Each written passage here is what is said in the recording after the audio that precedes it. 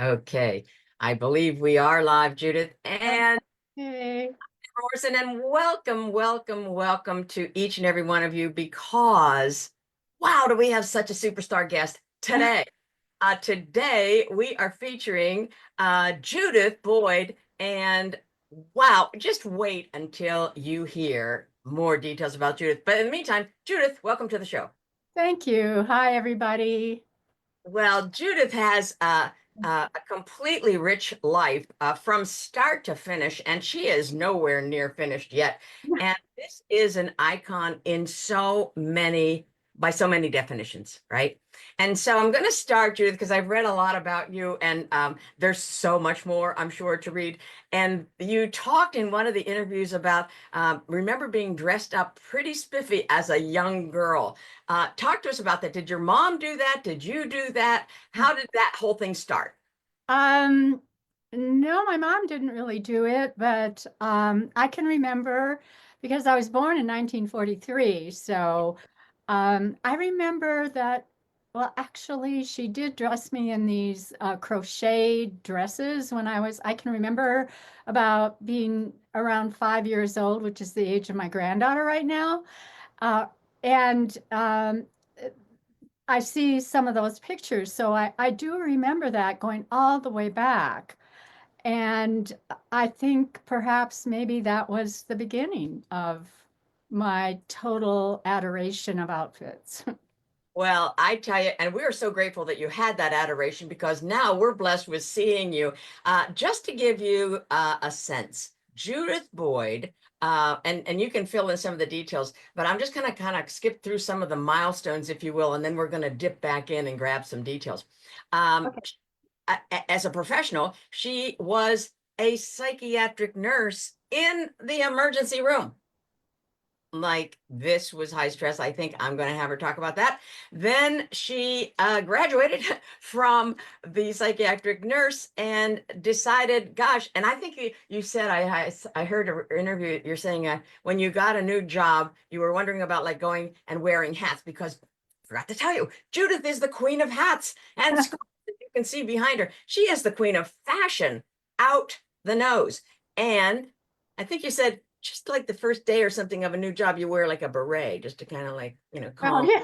calmly enter the water, right? And it became, much more expressive, and the hats became bigger and more illustrious and colorful. And I have four screens here. All of them are filled with your outfits and hats, and I'm almost blinded by the color. All right, so it's beautiful. Now, here's the thing. We're going to talk today about finding a purpose in life because Judith is going to be 82 April, March, March 15th. March 15th. the Ides of March. Yes. And so she is all about, particularly us women, older women, finding a purpose because that keeps us going, gives us that mission to which and at which we will aim. She married a wonderful husband, Nelson. I'm going to have her talk about that. And then Nelson contracts cancer, and Judith nurses him and caregives him for 7 years. And Nelson dies in 2012. And Nelson encouraged 2011. you, 2011. 2011, my bad. No, Nelson don't worry. encouraged No worries. to start the Style Crone blog, did he not? Yes, yes. We started Style Crone 9 months before he died, which we didn't know that was going to happen when it did. But as it turns out, it's almost like the kind of giving new life to an idea when during the time that Nelson was actually dying. So um, that it coincided with that process. Mm, mm. You were 69, and Nelson, as I recall, was the photographer. So you would be the model, and he would photograph you. Well, I always enjoyed putting together outfits, and he was the one that was so supportive of my idea of starting a blog. There was no Instagram, there was no TikTok. Blogging was just starting, and he encouraged me to get going on it because I could have sat on that idea for years. And he helped me name the blog, which was Style Crone, which was the word crone now in the dictionary means, the definition is ugly old woman. And some of my friends were afraid that that was not the right word to use, but I felt it was political in terms of, since it didn't used to have that definition We did uh, not. in times past when women were considered, when they were aging, a very integral and important part of the community. um, Crone was a positive word. It was passing on knowledge. It was taking care of the younger generation. And so over the years, it's become this untouchable word. And sometimes as older people, maybe we are seen as untouchable. Yes. Unfortunately so. You're exactly right. And I have a lovely book called The Crone, Woman of Age, Wisdom, and Power. And I actually gave a croning party to my former partner, and it was an amazing celebration. And it really introduced Judith, a lot of the younger women, to the concept of crone because it's completely wise. Like menopausal rituals have altogether disappeared from our intentionally patriarchal society, right? Yet in antiquity, there was rite of passage from the mother to the crone stages for a woman's life, especially for the elder priestesses and clan mothers who became the magistrates, healers, and oracles of their group. So these were the wisest of society in those days, and I might say still. So you have said, hey, let somebody look up crone, see that definition ugly, and I'm popping out and I'm going to start the blog. And then everybody hang on to your chairs, like, or get near a wall. Just support yourself because Judith has 128,000 Instagram followers. Yes, she does. 125. Oh my gosh. All right. And her Style Crone blog has 38,000 followers. Would you say the woman is a woman of impact? Yeah. So talk to us about how you morphed then, how you got called into psychiatric nursing, and then how you morphed beyond. Um, I became a registered nurse in 1964. And then I got my bachelor's because it was a diploma program. And then I got my master's in mental health. There wasn't a degree for a master's in psychiatric nursing at that point. Um, so I feel like that was a long time ago now as I look back. And actually, I always loved my job. I kind of gravitated toward mental health as opposed to other areas of nursing because I was kind of, first of all, um, I loved creating rapport with myself and someone who is in the middle of one of the biggest crises of their lives. That was very I don't know, there was something about it that I just loved. The other part of it is, the truth be told, I really didn't like body fluids, and all the other areas of nursing a lot to do with body fluids.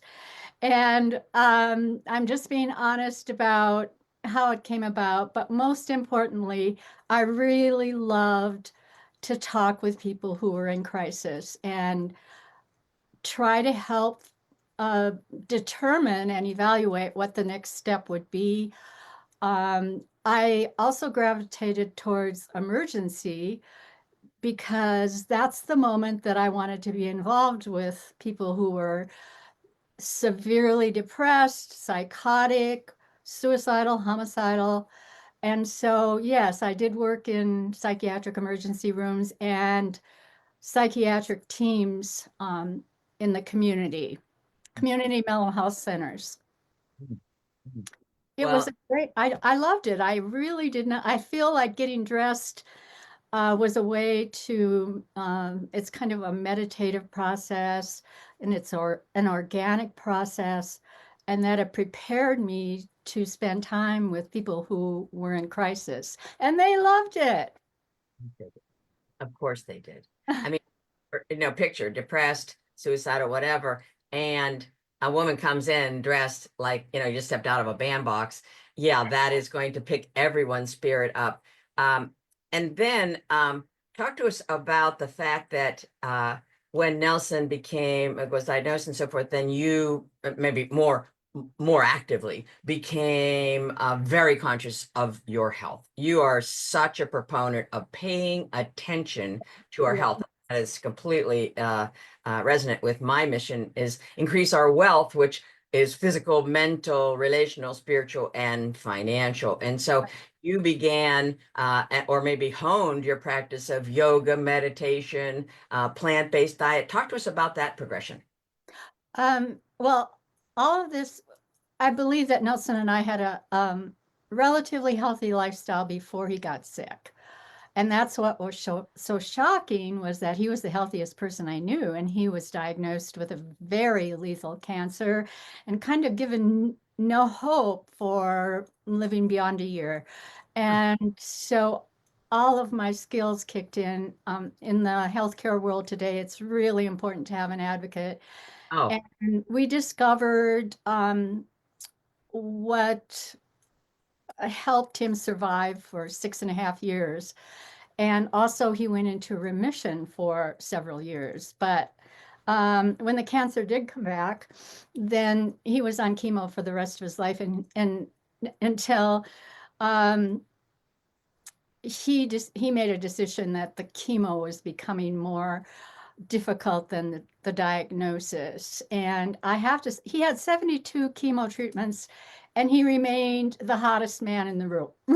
So, it's amazing. It looks like you, a model. I mean, darn. yeah, it was a life-changing, life turns on a dime situation. Of course, that's how it is when someone gets a devastating diagnosis. And out of that, we learned as much as we could about how to stay healthy, just in general, how to. Um, One of the things that I've learned that has been so intense for me is that mindset is, it gives you 7 more years of life. If your mindset is about aging, is there's so many positive parts to it. And I feel like because we are given the message that we should be invisible, or that we aren't worthy after we turn whatever age it may be, and that if we have a positive mindset about it, it's as much extra life as quitting smoking. Oh So my, that is really powerful. And so one of the things that we learned when Nelson was sick was um, movement was so important, nutrition was important, and um, how to deal with stress was important. So that's kind of how my lifestyle has been since his diagnosis. And we both focused on that. And I feel like that was part of what allowed us to come up with this idea of documenting outfits during the time of cancer caregiving, death, grief, and then transition in my life in terms of moving forward. He gave me the gift of, I can't just lay on the couch. I have to put an outfit together. And that in and of itself um, has become a passion, and communicating with people about that, and also sustainable style. yes. I, what I wear, it is, everything is secondhand. I know, I Uh, read yeah, so I'm a vintage shopper. I also support creatives that have small businesses. But I frequent estate sales. That's where I have gotten a lot of my vintage hats. Yard sales, thrift shops, consignment stores, and of course, my favorite love is vintage shops and hat shops. of course. All right. So you have, do you know how many hats you have? I've never counted. It would take too long. So Judith talks about having mannequins like all over her house, I like do. the rest of us have like a closet, right? No, no, like her house is a closet, and Yeah. I would love to come there because I think it would just be like amazing. So I don't know if you want to show us any of these hats. I would like to see them because I Um, I kind of like am a little bit of a hat person. All right. So, but this oh, I'm a that's lesbian, so amazing. I kind of go like like this is like this. Oh, I love it. It's There's my hat, great. and then there's another like very informal, right? Yes, that's wonderful. I think it, and it so picks up and that's a contrast hat with your outfit. It's beautiful. I love the hats that you wear. Those Uh, are kind of the same style, but then what do you call this style? This is not fedora, or is it a fedora?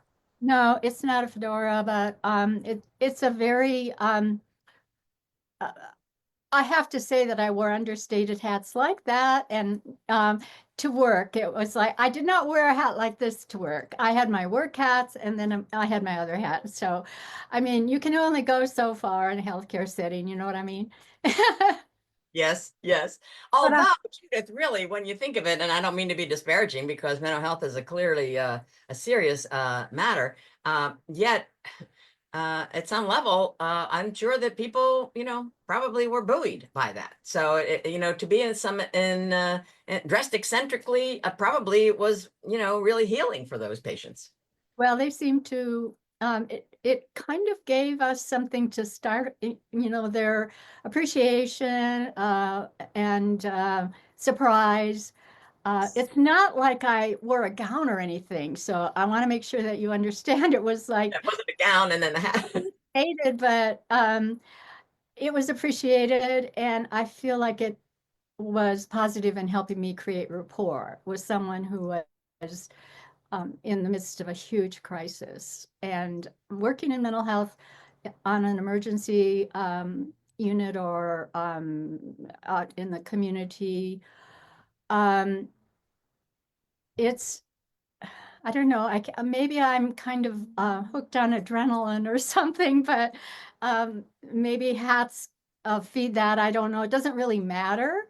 All I can say that I really loved my job from when I started until um, I no longer practice. But I also need to say that when I was working in mental health, I always had a sideline having to do with style. I had a hat shop in the 80s, and my partner was also a psych nurse. So, we needed to work part-time at our mental health jobs to be able to afford to have a hat shop. And we did that for 4 years. And it was like I almost forgot that I had children to put through college. And, I can't do that on a hat shop non-salary. But I did have a booth in an antique mall. I sold on consignment in a vintage store. So, and I loved going to estate sales, and all of that has to do with style. So that was kind of growing my style, my eye, my passion for then what happened when Nelson got ill. And I also need to give a shout out to Ari Seth Cohen of Advanced Style because we found he was starting in New York, and my daughter lived in New York, and when I would visit him, that's how I met him in 2010. And he has been so supportive. And so I feel like that is part of what brought me more into the blogging and Instagram world. So, and then all the other people that were blogging and on Instagram that are older women and men. It's been like such an interesting and surprising and it's it's the least boring thing in the in my lifetime that all of these people are out there and taking the risk of being visible. Oh, I And love that. yes, Love that. Taking the risk of being visible. when I started my blog, I had no idea what was going to happen. I mean, I thought, oh my God, am I going to get all this hate? And criticism and so on, and it was very little. I just have to say, if anyone is interested in doing something like that on social media, it really is. You find your people, your community. That doesn't say that you don't get negativity sometime, but you can always delete or, you know, and the other message that I want to relay is if your passion is not style, great. There's so many things to be passionate about. Mine happens to be style and sustainability, and my interest in because of I have grandchildren and climate change and so on.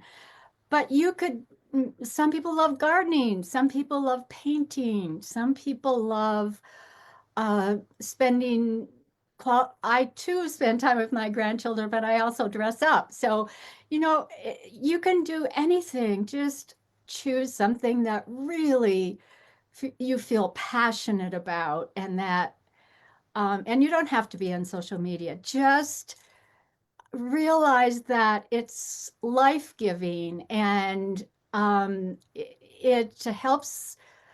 I feel that having a passion and a purpose increases longevity. I do too. Oh, Yes. absolutely. And your quote earlier about 7 years is striking.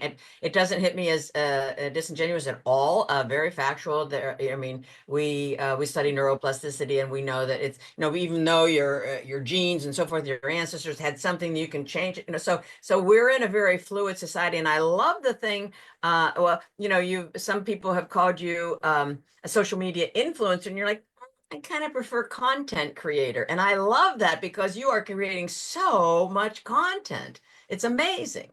Well, I feel like I'm influenced by everything around me, and that includes other content creators that I've met because of being visible. And I'm influenced by just nature. I'm influenced by uh, other creators, as I stated earlier, and other social media platforms. It's almost like magazines have been replaced by a lot of online possibilities. But there's so much to be influenced and excited about in our environment.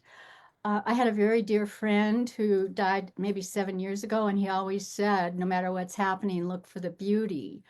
And, there's a lot to be devastated about right now. And There there's is. also a lot to be looking for the beauty. It's almost like helps to remain healthy in the midst of whatever.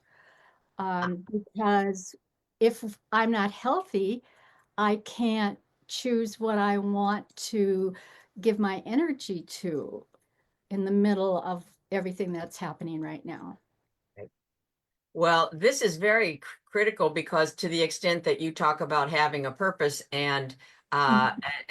believing in missions and being politically active and so forth, um, you in fact had uh, series, a little incident, at least one that I know of, in your life where you were very much fighting. You're in Denver still, right? Or you're in Colorado?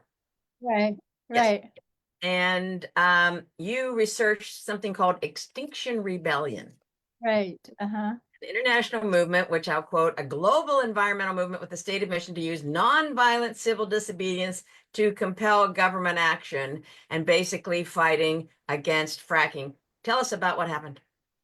Well, actually, it was 2019, and I heard the governor's speech today just on NPR before Yeah. I joined you. And a group of us, and I was with mostly people from the Sunshine Movement, mostly people in their 20s, Yes.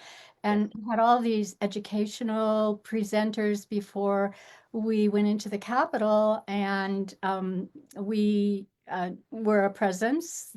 It was well known what was happening. And we were arrested, and I spent a night in jail, which was one of the most interesting nights of my life because well, my jailmate, my cellmate was someone in their 20s that was part of this movement, and I learned so much from her. And spending a night in jail really, I had no idea what that would be like. And Yeah. so So I'm tell us, thinking, how was it? well, it was very grim. I mean, when you hear the cell doors closing and the perception of those of us that were protesting was not positive in that setting. And so I don't know, it gave me more empathy, which I feel like is the most important characteristic that anyone can have in any relationship for people that are experiencing going to I guess how I should put it is jail, but then not being able to put down bail money and stay in jail longer and might not be guilty of anything, or I don't know, I can go on and on about that. That's not going to be helpful, but there were many, um, what would you say, moments of awareness. I love having moments of awareness. That's a beautiful turn of phrase. I love that. You talk about uh, passion. You talk about the difference between a passion and style. You say passion, a style is different from fashion. Style is how you express Right, fashion. right, You follow your heart, right? So right. talk to us a little bit about how maybe you progressed in that expression.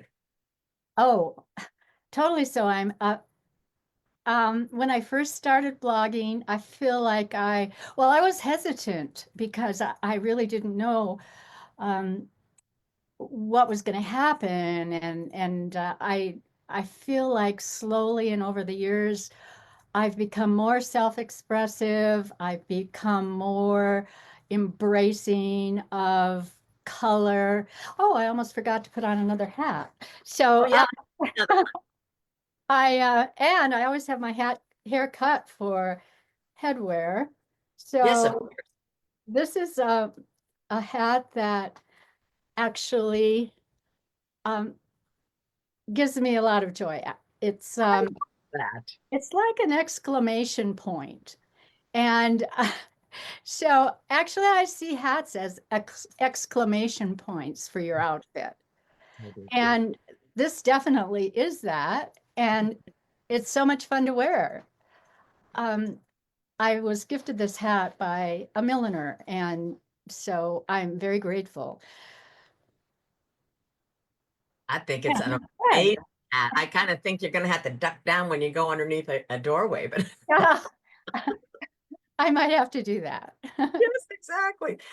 You talk about expressing yourself through style, which you see as art, and I couldn't agree more. So the aspect the curious question that I always ask on behalf of our audience, which is, women that are entering into maybe the second portion of their life, or if you will, how can you, say, come on in, girls, the water's fine, in order to, take away perhaps some of that kind of, I don't know how to do it, fear, if you will, for some of us older women. Well, right. It's like what has been presented to us is we need to be afraid. We need to be afraid of what's going to happen to us, and sometimes that fear is comes true. But all I have to say right now that any fear that I had about growing older, I don't feel afraid at this point. I mean, I know I'm going to die, and I'm very comfortable talking about death. I'm not afraid of dying. What I guess what the process is going to be uh, Yes. is unclear. It's similar to birth in that way. I mean, you're going to give birth, but it could be messy. It can be um, unpredictable, and so on. So, but there's so much joy around birth, and about death, people don't want to talk about it in our culture, are afraid of it. So I don't know how I got here right now, but oh, fear, Yeah. fear. I feel like Yes, that's going to happen, and I'm going to be 82, and I don't have any idea what's going to happen in the future. But for right now, I'm healthy, and I am going to wear a hat, and I am going to be having as much fun as I possibly can, and I'm going to be focusing on my health, but I also focus on experiences, adventures, uh, doing things that I've never done before because that usually involves fear too. But I feel that fear and do it anyway. And I'm not meaning to say that it's not okay to be sad sometimes. I feel all of our emotions are okay. And one of the things that happens as we're getting older is that people that are dear to me die. And so that happens more frequently. So there's sadness along the way in this journey, but it also builds the muscle of resilience.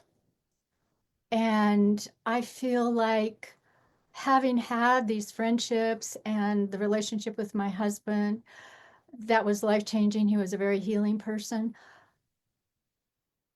It's great. Not great. It's absolutely important to grieve. Yes, And indeed. it really, time does, it becomes less painful, but there are still points and anniversaries and so on where it floods back in. But actually, I don't want that to go away. So it's That's right. fine. That's right. Yeah. So I couldn't agree more. All right, so I want to see a couple more hats. I love that rainbow hat that you have. I mean, I love all the hats. Show us something else that you've got within your reach or not. I mean, oh this yeah. this is one of my favorite hats. Oh yes, I love that. This is from my hat shop actually.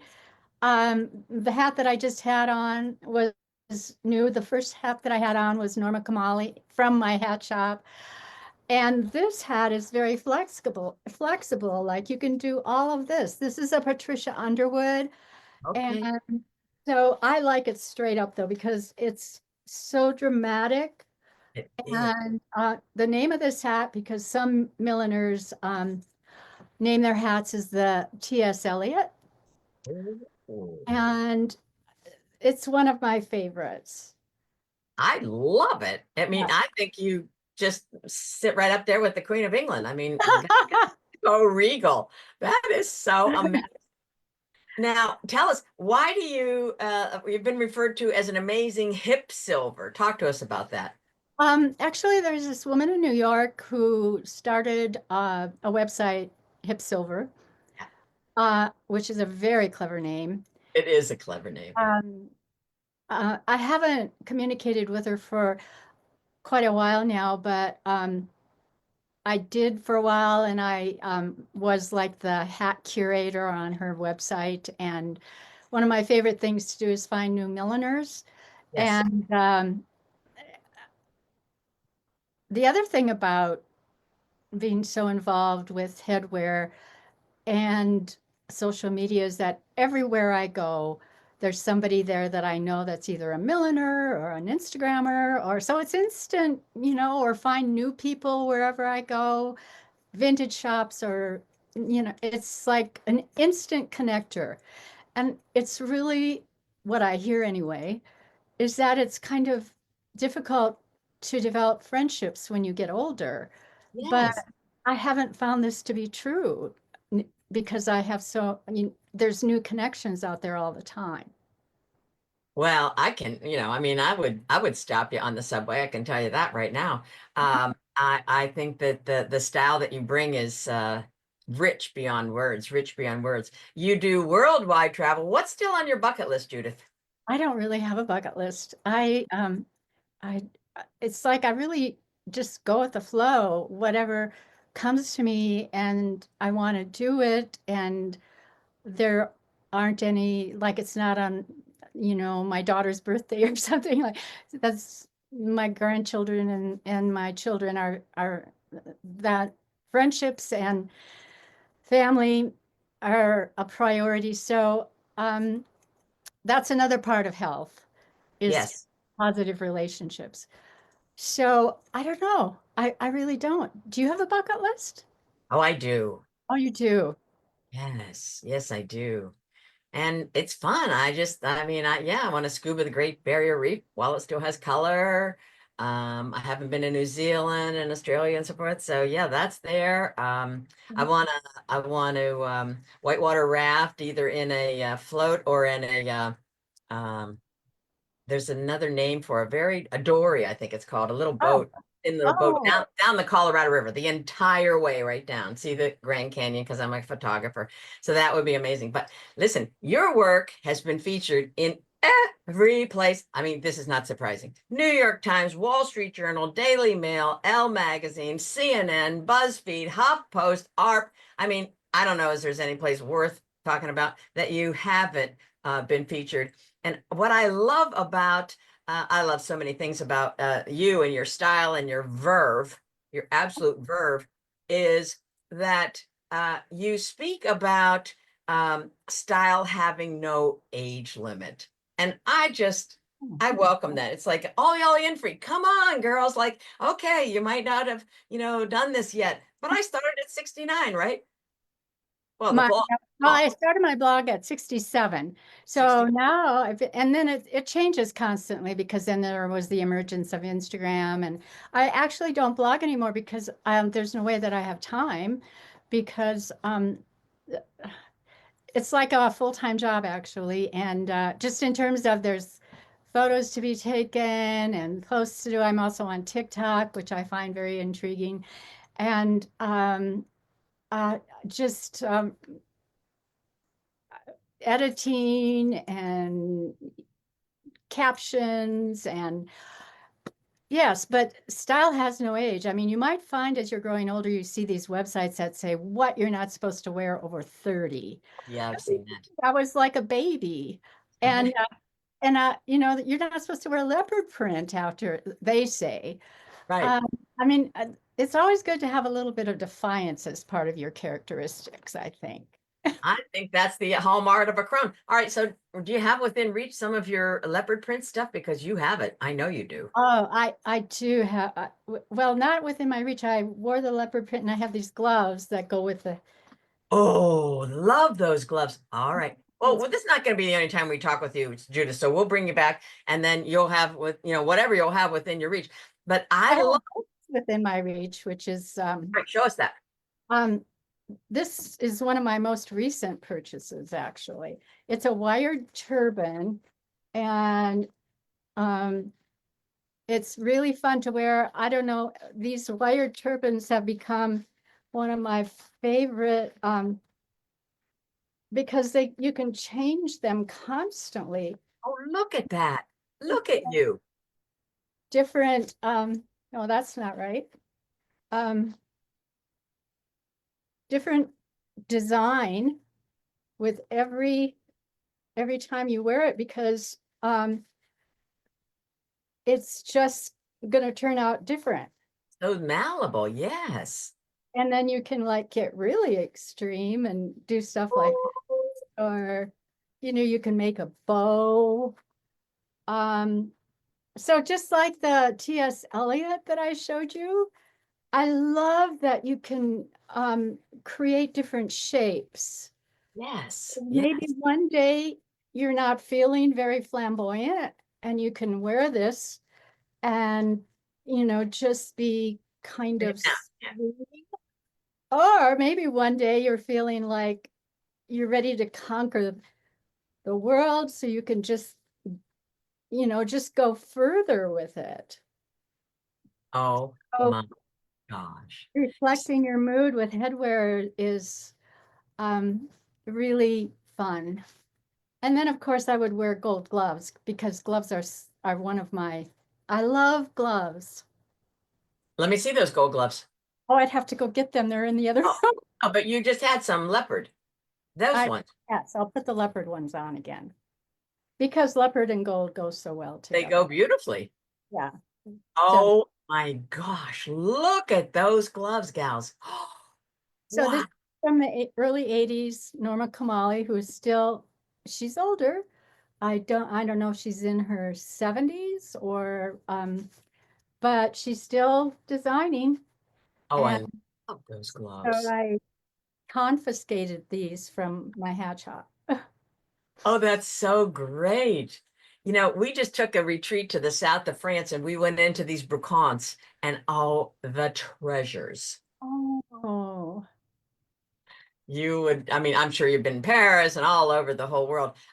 Tell us about one of the funniest times you've had in fashion and style. There surely have been some funny, funny times, I would think.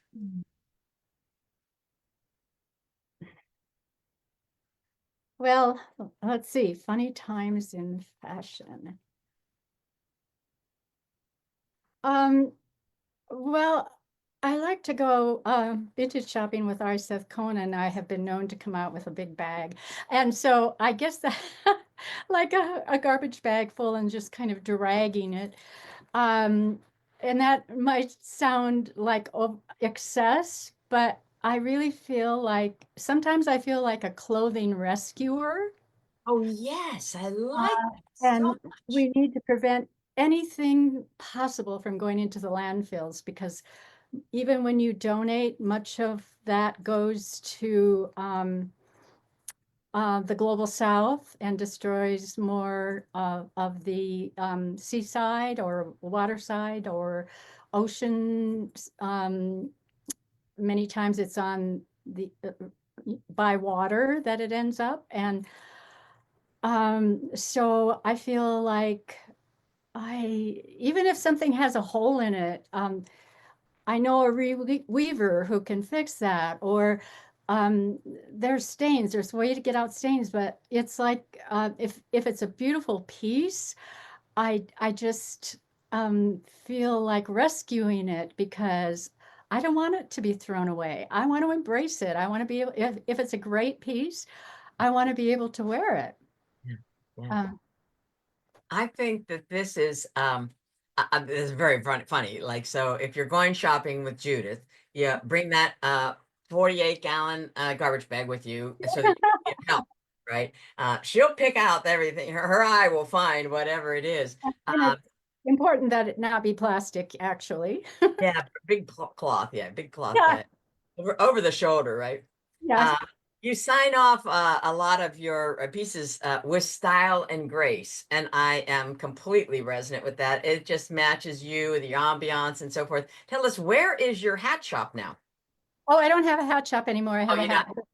I have a Okay. hat room, but I do have a sale room in my basement, and I have some hats down there. And I think it's by appointment only, or I take pieces to vintage shops. And my goal this year is that that room is going to be empty. I'm always what would you say, downsizing now, but I'm also upsizing, so I guess it's neutral. Uh, Yes, I lost track of where we were going with that. Well, I was just saying, where's your shop and so forth, and we're going to get to Oh, that, how people can connect with you. But let me just tuck in real quick, like your grandkids. How old are they right now? well, the two grandkids that live here in Denver, Yeah. I have other grandkids that live, I have a total of 8 grandchildren who I adore. Okay. I have two grandchildren that live in Denver, and they are now 5 and 9. So I spend time with them at least once a week and have taken care of them since I was at their births. And so they love coming to my house. And Cameron, my um, 8-year-old grandson, says that the hat room is his favorite room. And Avery, I, the outfits she puts together at 5 just stun me. She I was gonna say. mother just says is fine with it, which is I feel so healthy that she can wear whatever she wants. I mean, as long as it's like not a bathing suit to kindergarten. So, Exactly. But um, I was going to ask you, how do your kid, the grandkids walk in and they say, Graham, and then they start to dress up and walk around in your high heels and stuff. I mean, is it just that much fun? yes, yes, Avery does that, and Cameron just he appreciates it. he's a very sensitive young man, and he takes note of everything that's happening around him. And Avery she has no fear, so it's kind of like opposite ends of the continuum. Isn't And that interesting? yeah, she puts together quite the outfits, and she loves my purse collection. I bet she does. I see a little poodle purse you're strutting around with. I think that was Ferrari's book signing. But you are Actually, absolutely I gave that to her for the holidays. And she was, because I don't think if I know where it is if I need it. well, first of all, when you're starting to put on that wire hat, I'm saying to myself, and then with all the scarves behind you, like people bought me and I bought myself some beautiful silk scarves, and I am like so not good at tying them. And so Uh-huh. that's part of it. And yet you probably at the beginning like launched into this and put things on and just looked and said, all right, let's do this. I mean, there's a certain courage to that I applaud. I mean, you are making statements every single outfit you don. Oh, thank you. I Yeah. it's it's fun and energizing. I get more from it than it I don't- exhilarates me and relaxes me, and it's fun, and all of this I feel like is feeding my brain in a positive way. Completely. And I would just see you, and I'm just going to define you right now with one adjective, and there are hundreds of this transformational force, right? This crone of immense wisdom. I mean, I think lifetimes of wisdom, and the experience you had with Nelson, and to your point, healthy lifestyle, and then he gets this horrible diagnosis, and then and you, a nurse, helpful, and are able to now. But you really had to pay attention because, as you know, a lot of caregivers died before the person for whom they're Oh, caregiving. oh, So no, you had to I'm pay all attention aware. to your health, right? Right, absolutely. It's true what you said statistically does happen sometimes. And I was connected with a caregivers group. For you. That was really helpful. And just to, along with Nelson, the two of us together were working on this healthy lifestyle. And I feel like that was part of what extended his life. So I feel like if we were doing everything that would help him be healthy longer, then I would suspect that continuing to do what we practiced would keep me healthier longer. So So, everybody take that to your own life, because Judith is saying that, yeah, it exacerbated their and focus, really fine-tuned their focus, I'm sure, with that diagnosis on doing whatever they could to make Nelson in particular's health, and they're both of them's health more vibrant and sustainable. And so let's take our lesson. Let's not wait for this. Let's be about that transformation now. And the transformation, which is very central to my passion and being a certified grief coach, transforming all of that grief, the grief of hearing those traumatic stories in the emergency room, Nelson's death, illness and death, transforming grief into purpose and doing it with such style. Every pun intended. My hat, thank you, Judith. My hat's off to you. you. Thank you so much. What? This doesn't Oh, I love it. That's a great color, and you out, really, really know how to wear a hat. outfitter. And oh, this is my, I have like 20. This is my Indiana Jones. What do you think? Oh, good one. But they're all kind of similar. But anyway, it is such a pleasure to meet you, even over the screen.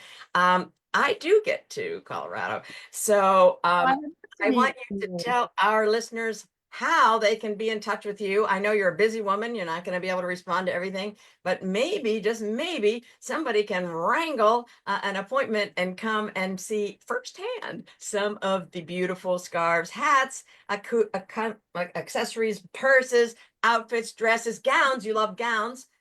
I How can love we get in touch gowns. with you? I absolutely love gowns. Yeah.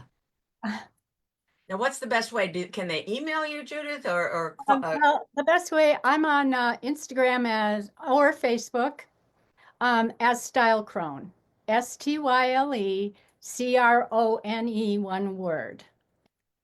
well, I cannot thank you enough. I know your time is very valuable, and this has been absolutely a fun, almost hour together. And I encourage anybody to look at Style Crone. I've got that on one screen here. I've got something else over here. I've got your YouTube up here. I've got the Hip Silver over here. I've got a bunch of things happening, and I was completely riveted in learning more about you. And that will not stop because we are in this together. We are in this sisterhood, and my group Right. of 60 and wiser, I call it, right? We are saying, no, no, society, you might have thought we belonged in the sidelines, in the shadows, and yet this is our time. Yes, and how important it is for us to empower each other as opposed to judge each other, because that is not good for the skin or hair. That. I love that. Well, let's not do it anyway. And we definitely want to keep our skin and hair primo. So take it from an icon that is absolutely a fashion wizard. She's beautiful inside and out. Her passions about social justice and finding your mission and supporting people that have probably a whole lot less than you have. And I encourage you to pop on to contact Judith and just tell her how much you appreciated being with us today. Thank you so much, Judith. Be Oh, well. thank you, Deborah. I really appreciate all your words and kindness. You bet. You deserve every single one and more. All right. Until next time. Bye-bye. Bye-bye.